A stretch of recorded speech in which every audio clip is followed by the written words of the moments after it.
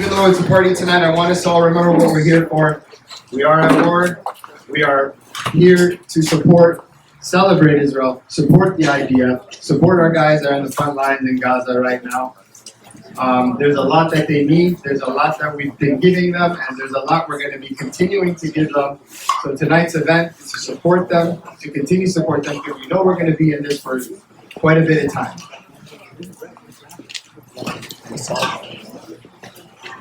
Briefly on how this all started. When the war broke out, I'm constantly calling my brother, and I'm like, are you okay? You okay? Is there anything I can do? You okay? Obviously, there's not much I can do at the moment.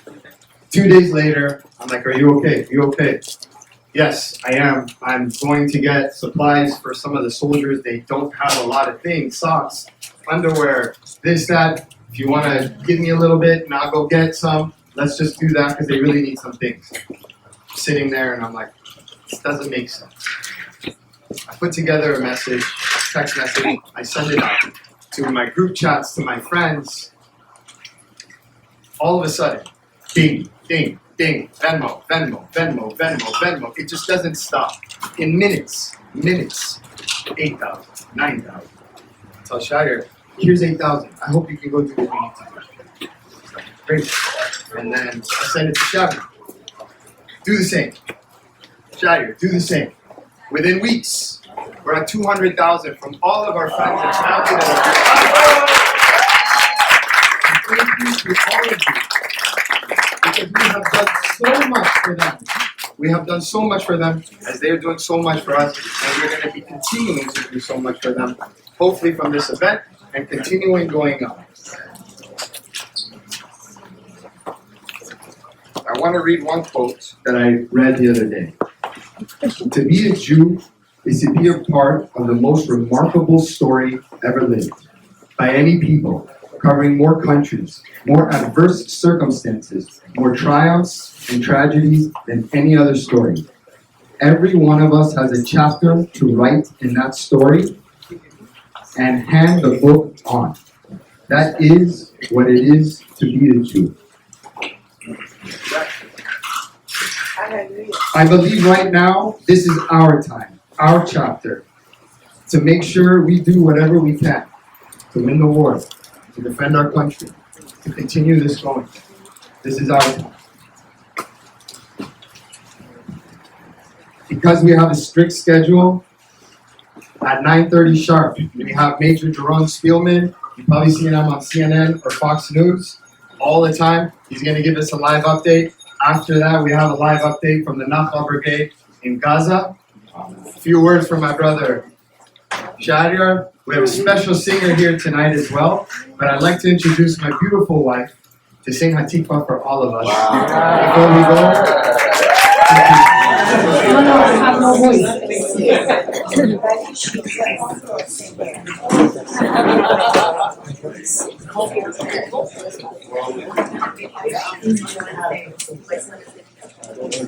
Oh Lord,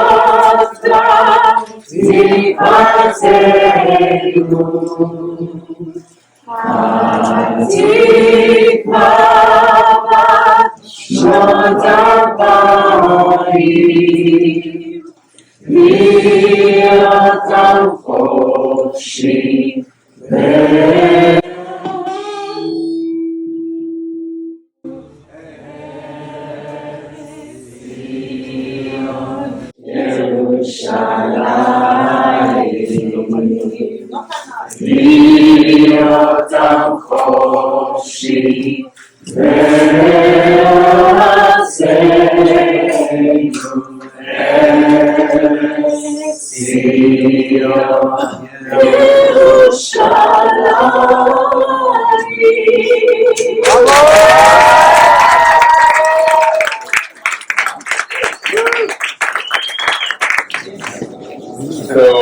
good morning, good evening across the world in Los Angeles. Today is the close to the 44th day of the war that was really inflicted upon us on October 7th when Hamas went across the Israeli border and massacred the civilians in our communities. In doing so, they launched on something that I know all of you are aware of, since all of you are sitting in that room right now and are called up just like I am. It changed all of our lives. I think it changed the Jewish picture in a way that has not been done in at least my lifetime, 50 years, really perhaps since the founding of the State of Israel. Where we are today is that we are facing a multi-front battle. This is something the Jewish state certainly has never experienced to this degree. First of all, in the north with Hezbollah, as many of you know. By the way, can you hear me? There's a lot of wind here. Perfect. Can you hear me? Okay. With Hezbollah in the north, our forces are engaging with Hezbollah from a distance. This is not hand-to-hand fighting. It's markedly different than what's happening in Gaza. It's mostly artillery. I was up there just a few days ago with our Air Force, and it is whatever other means we have at our disposal. Hezbollah, which is a proxy of Iran, is really, they have one goal right now, which is to try to divert Israel's focus from Gaza and try to perhaps draw us into a larger regional conflict, but also to try to weaken the will of the Israeli people. And in this respect, they've had zero success. The will of the Israeli people has not been, if anything, it's only been increased. You know, they say that the Jewish people are like the caper bush. Caper bush, the more it is dry outside, the less water there is, the more it flowers. And I think as soon as the northern front opened up, it just became very clear to Israel what we will have to do at some point in time in the northern front. We do come under fire. We have had rockets fall on Israel, and basically what we're doing in the north is we're striking immediately. We identify threat, but our approach there is, at this point in time, I'm not looking to open up a larger regional conflict. If I head down to the far south, down to the bottom of the Red Sea, where we see Yemen, which is way, if anybody knows, way at the bottom. I'm sure many of you do know, way at the bottom of the Arabian Peninsula. South of Saudi Arabia. We have, as many of you know, come under fire from Yemen. We've had cruise missiles. This is really a first in decades. Fired at Israel along with killer drones. Many of these have been intercepted by U.S. forces. The U.S. has moved 2 carrier fleets into the area to protect Israel, which we're grateful for. And the U.S. Has taken on a number of those, as is our own technology. The Arrow, which is one of the most sophisticated anti-ballistic missile defenses ever created by Israel, has also intercepted these and, in fact, has been put to good use. Because to Gaza, Judea, and Samaria. Judea and Samaria is a hotbed for Oh, there you are. You hear me, Yosef? Yeah, I'm going to put everybody here so you can see them. Thank you for Go ahead. everything. Keep going. All right, you sure you hear me well? Yes. Okay. So, if we're looking at Judea and Samaria, really, since 1996, has been the head of Hamas. Let's make no mistake that Hamas was not only born out of Gaza, Hamas was very much born out of Judea and Samaria. Right now, there's an attempt to try to separate these two, as if the Palestinian Authority is kind of a group of righteous individuals, which even their leader 6 weeks before, Mahmoud Abbas, before this broke out, denied the Jewish people's connection to the land of Israel and rejected the Holocaust. They've repeatedly called it armed warfare. They operate the Fatah Tanzim. which is a military wing which rivals Hamas. And we've seen an upsurge of Hamas in the West Bank. We've deployed special forces in the West Bank. We've made thousands of arrests. We've arrested thousands of Hamas members. We've neutralized dozens and dozens of terrorists. And as we know, there was a terror attack. They were looking to carry out a mass attack on Friday at the Bishop Simon Junction, which thank God was prevented. Unfortunately, we still took a great toll on Israel. But we have forces deployed all throughout Judea and Samaria. And on a positive note, I would say is that kind of the monster's mask has come down. We know in Judea and Samaria, our intelligence is brought up greatly. Knowing who your enemy is and where your enemy is and what it will take them to act actually puts us in a great advantage. Now Gaza. Really, this is about Gaza. It is about eliminating Hamas in Gaza. Over the last close to 7 weeks, what we've done in Gaza is we've killed thousands of Hamas terrorists. We are deep inside Gaza. I was in Gaza just a few days ago. We are deep inside Gaza, and we have to understand what this means. Take the most alleyway sanctum that you can imagine, with booby traps around every corner, terrorists around every corner that have literally had 6 to 7 weeks to wait for you to come in. They have a tunnel system that goes underground. We're fighting around corners, face-to-face combat with Hamas terrorists that pop out of almost anywhere. We do call in for aerial support, but as you know, the IDF being the army that we are, and I think as I said in the news, constantly, but the IDF is the only army in the world, I think, that to this degree would stop calling in aerial support when we see civilians in an area and try to engage terrorists face to face, which is exactly what's happening. I myself was at a terror tunnel last week, and the question is, why aren't you showing us more terror tunnels? The answer is we don't want to risk more Israeli lives just to put it on the news. Those tunnels are booby trapped completely.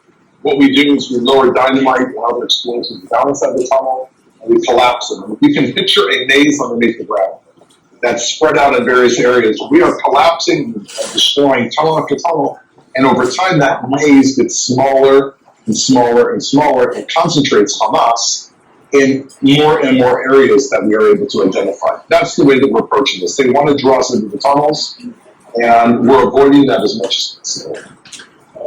We have seen at the Al-Shifa Hospital, which has been in the news, we know that Al-Shifa was a controlled command center. We did identify 2 bodies, I'm sure as all of you read, of most specifically Noa Marziano, this young woman who, and also an older woman, Yehudit, who they videoed alive, and then we've probably been dead. This just highlights the brutality of the types of people that we're against. In Israel today, you're looking at 360,000 reservists in addition to our standing army. Our army today is larger than most armies in the entire world, and this is for a country that is less than 10 million people living in it.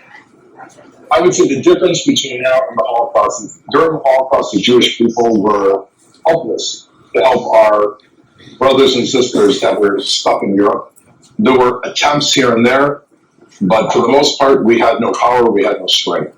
We had no ability to do it. I think as I'm speaking to all of you, we should all take stock with the horrors that are happening of the sense of strength that the Jewish people haven't had in 2,000 years, which is that in living rooms throughout the world, Jews are coming together and able to actually help the Jewish people defend themselves. This is not only, we say that the IDF is a people's army, that's only partially true. The Jewish people is a people's army.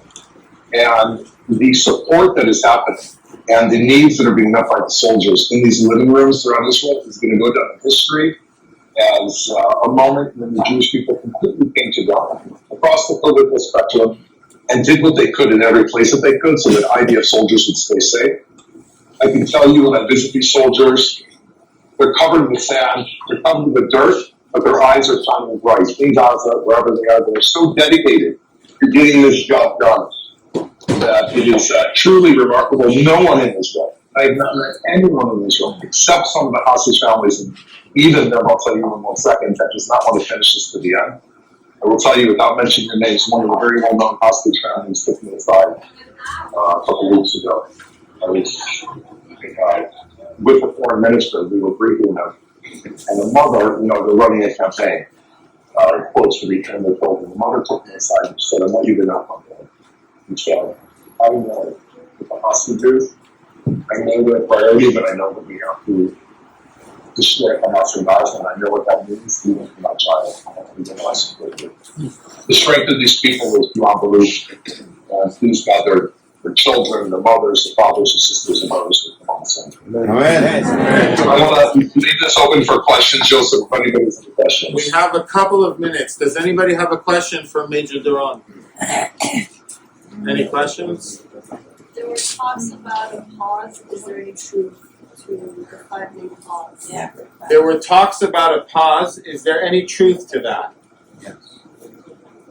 I can tell you from a military perspective, and this is also what the Prime Minister said yesterday, if there are talks about this, it is not at all affecting us operationally on the ground. We've said from the very beginning, I've said to the international press, and the Prime Minister said yesterday, that we are fighting as if there's no pause. We are completely dedicated to the state of Hamas, and we know that any pause in fighting is not here to help the idea. Any pause in fighting is only so Hamas can dominate the ground, regroup, and carry out further attacks on Israel. And therefore, we're all hoping the hostages come home, but there's no question that, we offer humanitarian corridors as I'm speaking to you. Today, we're offering 7 hours of a pause. But that is already get civilians out of the way. But at the same time, what we've said, and this is what we do, any place that Hamas rears their head is where we hit. A long-term pause has not reached us on the ground, and we're fighting head-on, and we'll continue to do so. There is no stopping until Hamas is destroyed. It's not like there's going to be a pause that's going to turn into a ceasefire. We are going to battle them to the death. Yeah.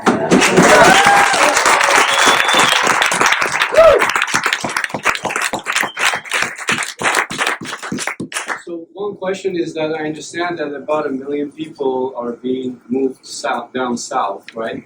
So you got 2 million Yes. people down south, and then what's going to happen once, let's say, we level the northern part? What's going to happen to the southern part? And is there also anything underground in the southern part, or is it just on the northern part?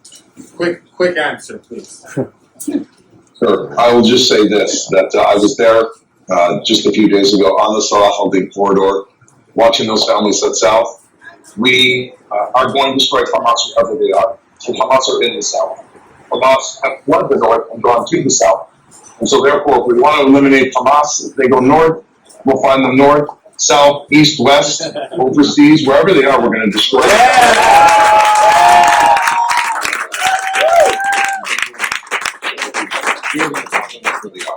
What that means for the civilians in Gaza is we're going to continue to move them out of the line of fire. And my heart goes out to them. I was with them. It's not nice to see people moving with bags on their backs and their children, that are being moved. It's a horrible reality, but it's a much better reality than being killed. And it's a reality that was forced upon them when they chose Hamas 16 years ago. And it's a reality that was forced upon Hamas. They did Israel on October 7th. It's not a nice picture, but it's a picture that's going to have to happen. We're trying to keep them out of harm's way.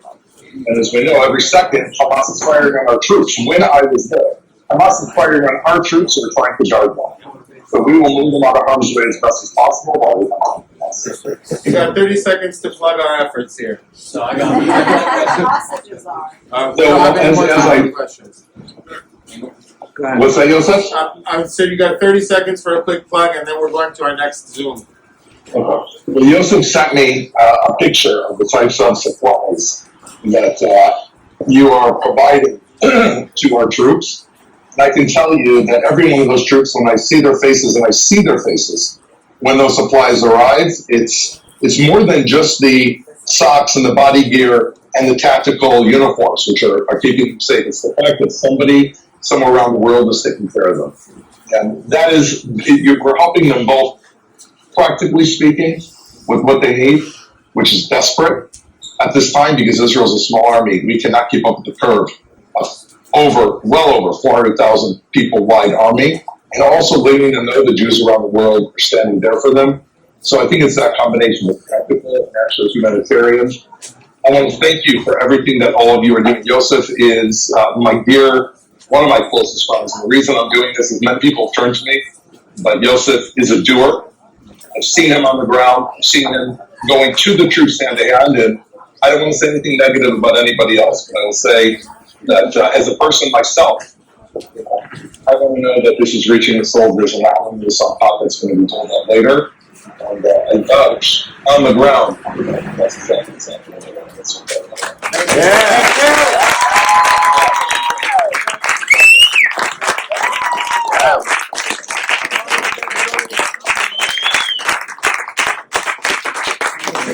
I want to introduce you all to Major Roy.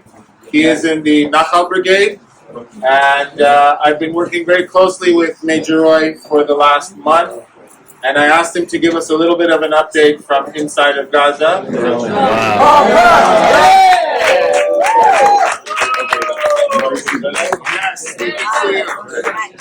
So, Roy, tell us a little bit about what's going on. So now we're fighting in Jabalia, inside Gaza, after we finish to destroy the enemy in Shati. There is a lot of Hamas terrorists that we fight against him. And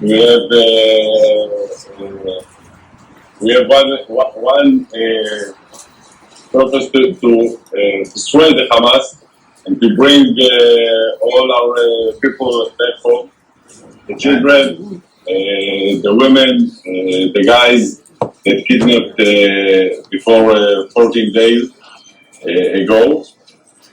We have a lot of soldiers in the field with boots on the ground.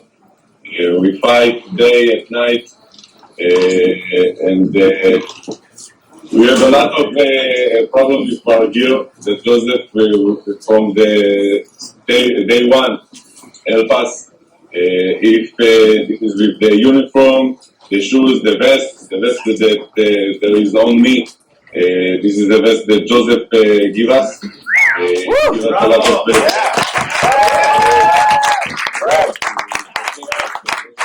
hundreds of soldiers that we succeed to protect with the drone that Joseph give us and all of you. And with these drones, we can see the enemy, the Hamas terrorists, and destroyed it. And it's very help us to be better soldiers. The army, the Israel army, give us gear, but all gear, the army of Israel, there is not a lot of good gear for all the soldiers. I'm a miloivnik. I'm not a soldier in my regular day, and there is not a good gear to give me. And I'm going to Gaza every day.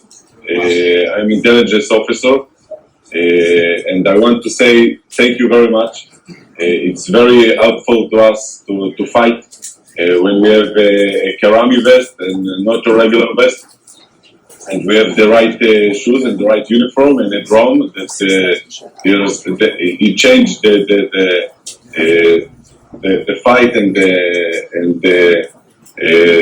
the protect of our soldiers. And if you have questions, I will help to answer them. Does anybody have a question? Yes, right. Please. We know where the hostages are, where the things happen. They're asking if we know where the hostages are. No, if we know where all of that just is easier. When we know where them, we go straight to there. But the Hamas is an evil enemy. What you do to the kidnap that we find, it's terrible, just terrible, and you need to die. All the Hamas.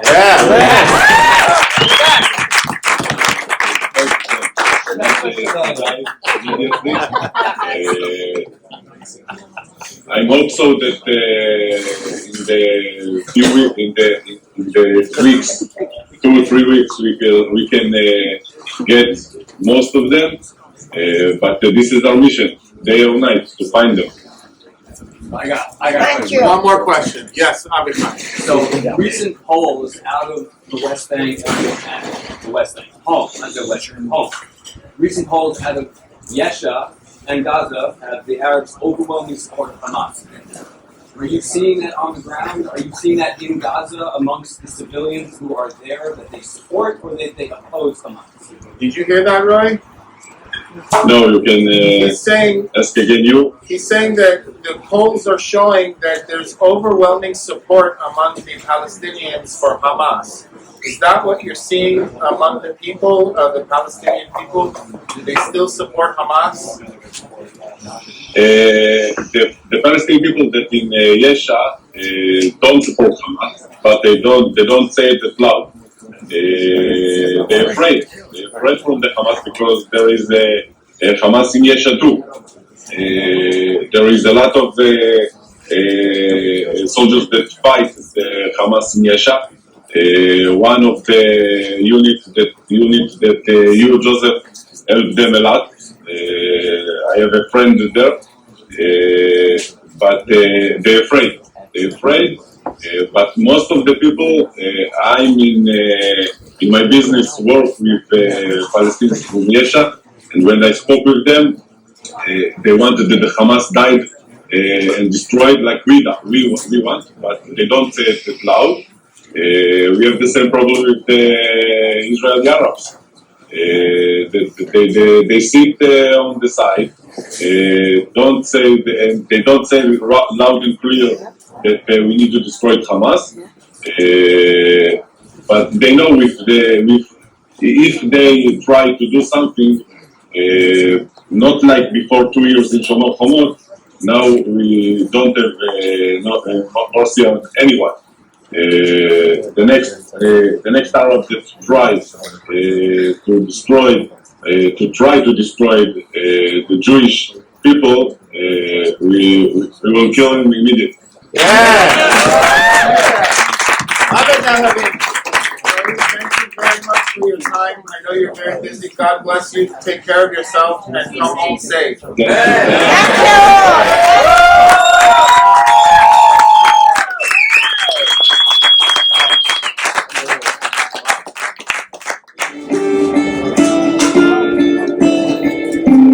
August, they said it's getting cold here and that they need thermal gear.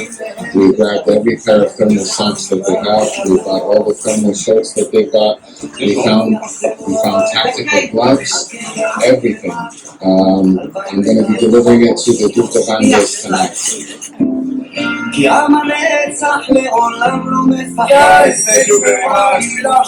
Joseph Infinity, thank you for the gloves. For the company. Hey brother Yosef, this was my commander, and we thank you again for everything. We love you. Just having 2 more soft shells. We've got about 60, 70 pairs of boots here. And they've got another 15 or 20 that's coming on another car. This is going to guys that are seeing action multiple times a day. Thank you very much for the shoes. This is very high quality equipment and helps us out. We appreciate it. Tactical gloves, the flashlights, the thermals that they're going to need. They need batteries to recharge their phones while they're out in the field. And we've got a bunch of socks for today. This is the haul that we've got right now. Tomorrow is a new day, and we're going to be going out and getting everything that the other bases need as well. On the 7th of October, we all came here in the morning, and since then we've been working nonstop day and night, bringing in hundreds of terrorists and dealing with what needs to be done. We will not stop until this is over, and we thank you so much for your support and giving us the gear that is better and more equipped for what we need to do over here. We can't even begin to start to thank you for all the generosity you've done for us, and hope that we get all the support that we need from abroad for the rest of our period of time over here. Thank you very, very much. Am Yisrael Chai. Appreciate it.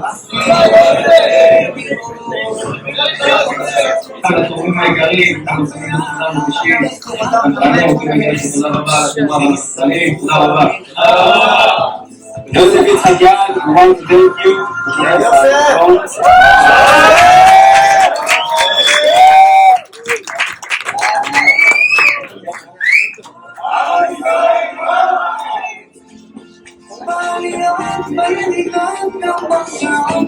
Guys, we're here. More than 100 pair of boots going in the car. Can't wait to deliver these to the boots on the ground. This is the shoes I was going to go into Gaza with, as you can tell. Not so good. These are the new shoes.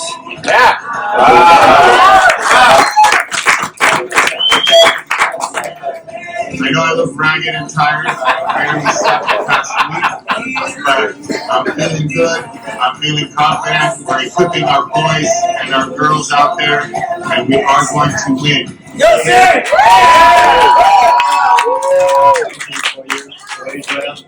And thank you for all your donations. It gives us a spirit and help us fight all the terrorists and Hamas. We'll come back home, promise you, and we'll defend our country forever.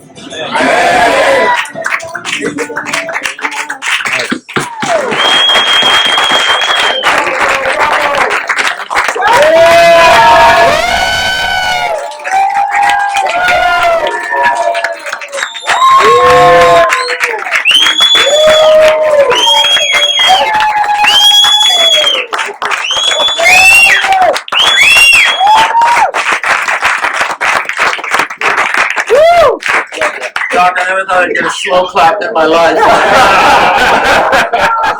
Okay.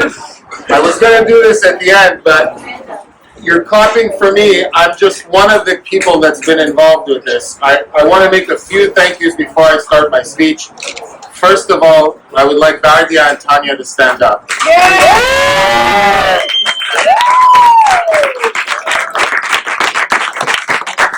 I'm in awe of this couple. My cousin called me and said, "What can I do?" I said, "I don't know, I'm looking for drones." She said, "How many drones do you need?" I said, 5. These drones are not cheap, and they're top of the line. 5 minutes later, she sent me a receipt for 5 drones, and we managed to get them. As you can tell, it's literally saved the lives of soldiers.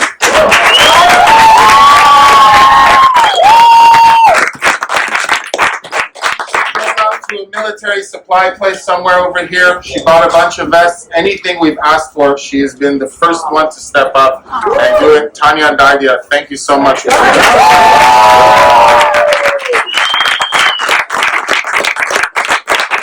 all can hear me, right? I'm very loud. Okay.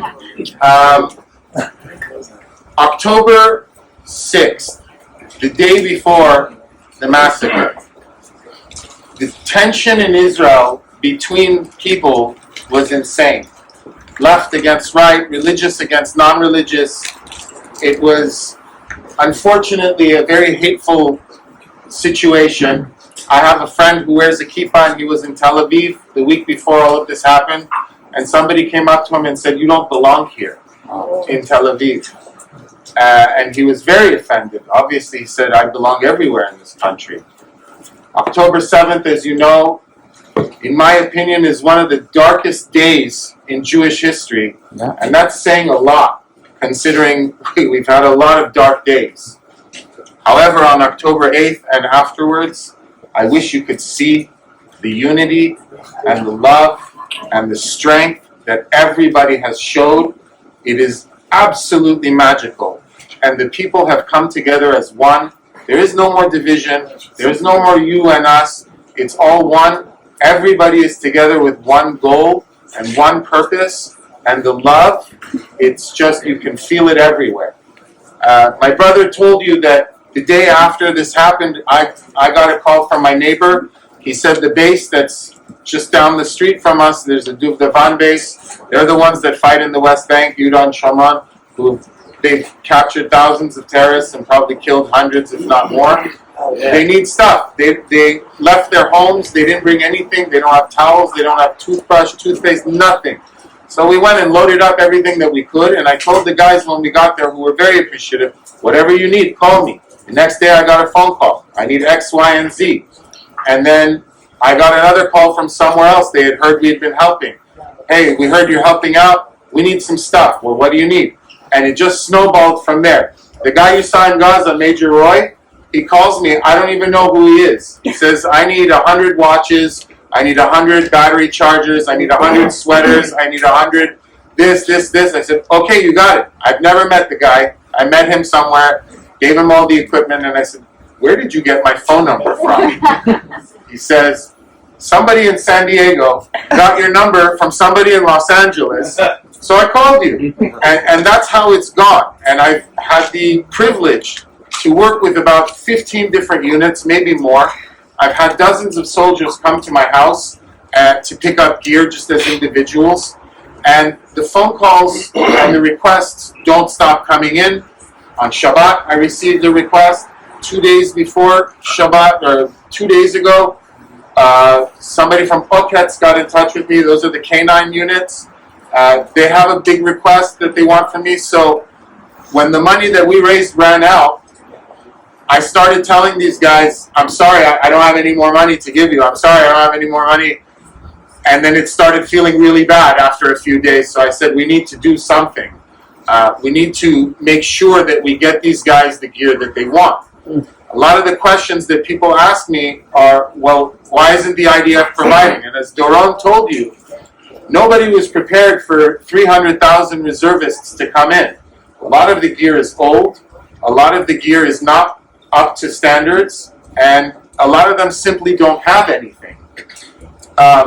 In the beginning, they didn't even have enough guns, believe it or not. So there's still a great need from our soldiers. And I get another question, well, I see on your list they want Leatherman. Why should they get Leatherman as the top of the line? Or why do you need to get the top of the line items for these guys? We've delivered over 400 pairs of boots to soldiers. They're top of the line combat boots. And so sometimes people ask me, well, can't you get a little bit under? My answer is, if it was your son, if it was your husband out there putting his life on the line, would you want to get him medium level gear, or would you want to give him the best gear available? And we're all one big family. These guys are out there every single day putting their lives on the line. The unit I've been working very closely with, Duvdevan, these guys are going out on missions 3 or 4 times a day. I call them and I say, hey, I've got some gear to give you. He goes, oh, there's 2 terrorists about to carry out a terror attack. We're going to go get them. We'll be right back. Just like, business as usual for these guys, but it's incredible.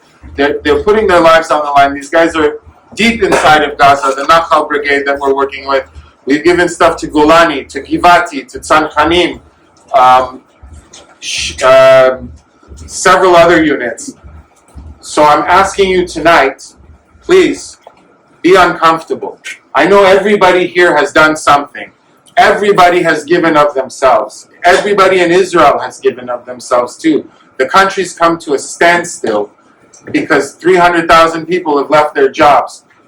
But we need to do more. Just like they're not done with the job, we're not done with the job. So I'm going to ask you tonight, I have an exact list of everything they've asked me for, and I can pass it around later.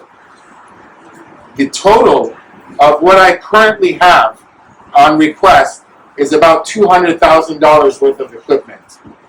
I don't want to say no to anybody. So I want to get them every single thing that they need. The difference between life and death for these soldiers is a millisecond, is a millimeter. And if their shoes are better, if their gear is a little bit better, everything makes a difference. So please, I want you to reach in and do what we can for our soldiers. I've got some volunteers tonight that are going to walk around and take some donations. Maybe they can raise their hand. Please raise your hands. Okay? If you want to make a check, I'll tell you exactly who to make it out to. It will be tax deductible. We have a fiscal sponsor. Because I'm not a 501c3, I'm not a nonprofit organization, I can't give you a tax deductible donation. Everything we've taken in so far has been people just saying, take it and go, we don't care. But we've partnered with Chabad, which company? Orange County Chabad. They have agreed to collect the money, and everything will be used for the soldiers. There won't be anything taken off of it. And it's my dear friend's father, so I think we can trust him. Yosef, what's your Venmo? We can take credit cards. If you want tax deductible, it's going to be with the credit card or a check. If you want to just give money, I have Venmo, I have Zelle, and I have PayPal. Let's see if we can put it on the screen. Okay. Are there any questions before I set I have a question. set people loose? Yes. Do you buy it here or do you buy it over there? Whatever I can buy there, I buy there so that we can support the economy. And the majority of the things that I bought have been there. The drones, the bulletproof vests, and some other things like knee pads and gloves that we've purchased.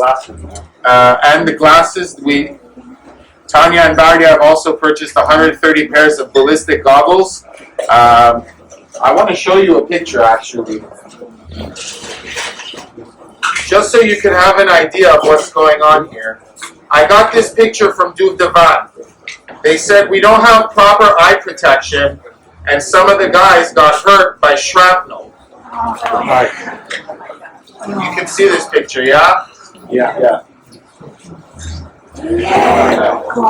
This happened to a soldier because his eye protection wasn't enough. So we managed to, because of Tanya and Bardia's generosity, we got 130 pairs of goggles for their entire platoon, and I'm going to be taking those back with me. I forgot to mention, I have 2 boys in the army myself. Yeah!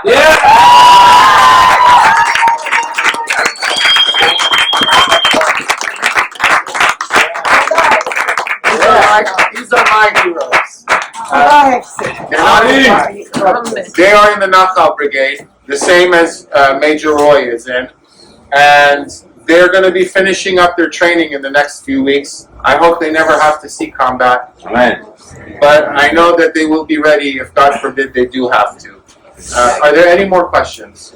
I have a question, not about the gears, but about the fact when they're in war, do they fight in the morning or at night or both? They're fighting 24 hours a day. So they take turns. They take turns. Sometimes they go in. It depends on the mission and it depends on the unit. So the guys in Gaza are staying in Gaza for 2 weeks, 3 weeks at a time. They're not showering. So we're taking them portable showers. I'm taking portable showers with me, camping showers, so that they can at least have a shower in the field. Some of the guys, like the Duvdevan guys, their missions could be 48 hours, 72 hours, so they'll go into certain cities and stay there for 2-3 days. Or sometimes their mission can be 15 or 20 minutes. It just depends on what it is. It's 24 hours a day. So they sleep in Gaza? It depends, yes. A lot of them are sleeping in Gaza. I got a video from a soldier who was on the beach of Gaza. He sent it to his parents. And there's a bunch of camps, tents and things like that right on the beach. You think it was a festival, but it's an army. So yeah, some of them are sleeping in Gaza. And I will tell you, some of these soldiers on their base are sleeping on the floor. I had to take mattresses from my own home because they didn't have enough. I had to take tables and my mini fridge from my home because they don't have enough. So there's a great need. Any other questions? Yes.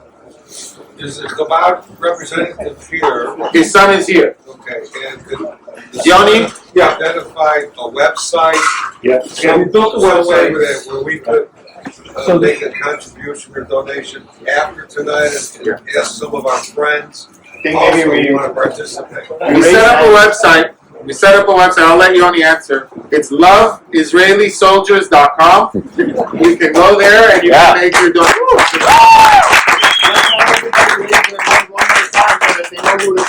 Yeah, please raise your hand. Stand up one more time so everybody knows who to come to should they want to. Thank you. You can also go to the website, Love Israeli Soldiers.